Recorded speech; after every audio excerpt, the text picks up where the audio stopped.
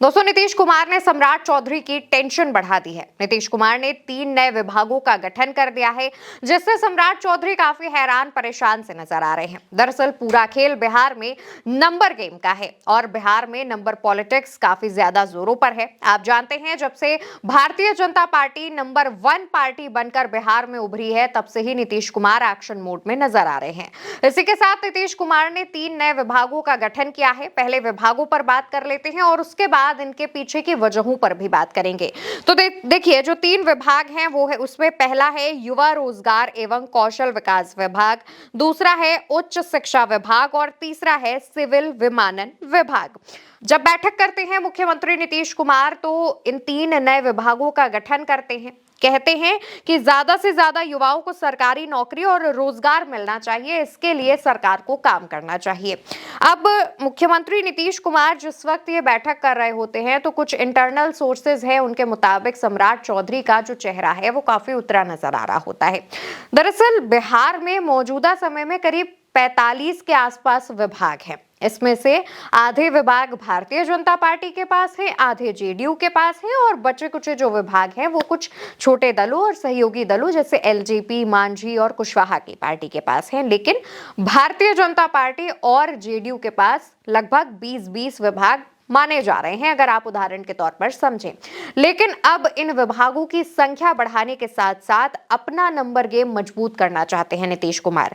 नीतीश चाहते हैं कि विभागों की संख्या बढ़ेगी तो इन विभागों की जिम्मेदारी वो अपने कोटे के मंत्रियों को, विधायकों को सौंपेंगे और इससे जेडीयू की पावर भी बढ़ेगी। यही वजह है कि नीतीश कुमार हर दिन एक नए एक्शन मोड में नजर आते हैं, एक नया फैसला लेते हैं। कभी वो तमाम अधिकारियों के ट्रांसफर कर देते हैं, तो कभी नए विभाग बना देते हैं, तो कभी पुराने विभागों के नाम ही बदल देते हैं।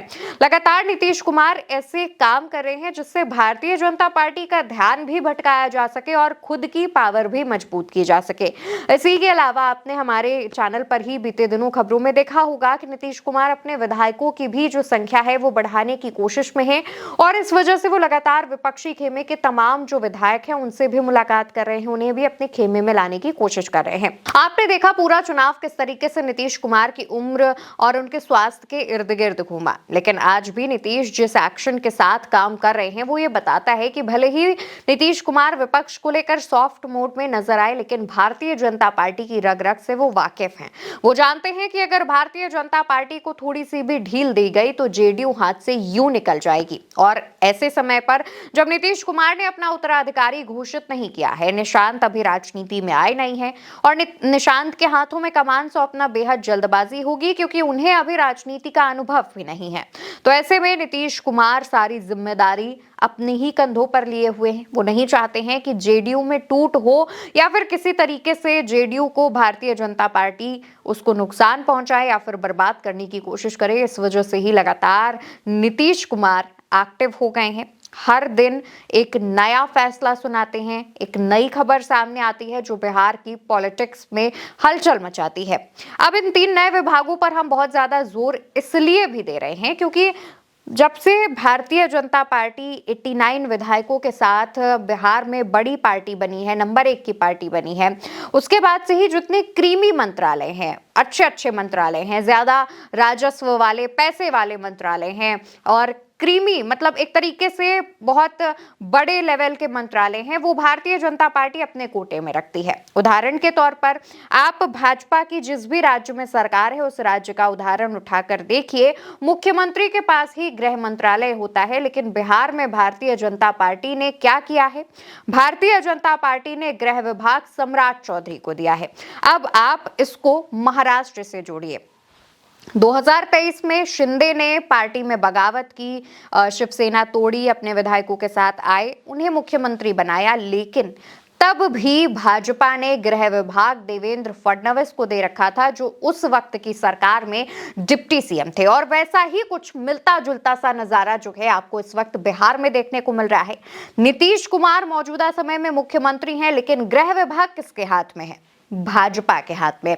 दोस्तों, जो तमाम वरिष्ठ पत्रकार हैं, राजनीतिक विश्लेषक हैं, उनसे जब हमने इस मसले पर बात की, पर्सनली जब मैंने उनकी राय जाननी चाही, तो उनका कहना यह था कि भारतीय जनता पार्टी जो अपने ऑपरेशन लोटस पर काम करती है, उसके अलावा वो सबसे पहले गृह विभाग अपने नेताओं की तरफ ट्रांसफर करती है और यहीं से ही उसके ऑपरेशन लोटस की शुरुआत जो है वो हो जाती है, क्योंकि गृह विभाग के अंतर्गत तमाम चीजें आती हैं। राज्य की पुलिस आपके हाथ में, कानून व्यवस्था आपके हाथ में, तो आप कई सारी चीजें कर सकते हैं बिना मुख्यमंत्री की दखल के। यानी कि अगर मुख्यमंत्री को आप खबर नहीं भी दे रहे हैं तो आप कर सकते हैं, लेकिन मुख्यमंत्री के पास खबर पहुंचती है, वो रोक लगा देते हैं, तो वो एक अलग एक्सेप्शन केस हो गया।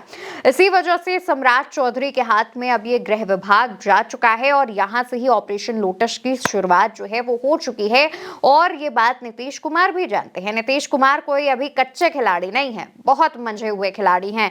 लंबे समय से यूं ही बिहार के मुख्यमंत्री नहीं रहे हैं, यहां से गेम करते हैं वो, और वो प्लान ए पर काम करने से पहले अपना प्लान बी रेडी कर लेते हैं। और यही वजह है कि मुख्यमंत्री नीतीश कुमार कब किस वक्त क्या फैसला ले लें, ये तो उनके बाएं हाथ को भी नहीं पता होता। इसी वजह से नीतीश कुमार लगातार जो नए फैसले लेते हैं, नई चीजें करते हैं, चेंज करते हैं, तो उससे भारतीय जनता पार्टी की ज्यादा टेंशन बढ़ जाती है।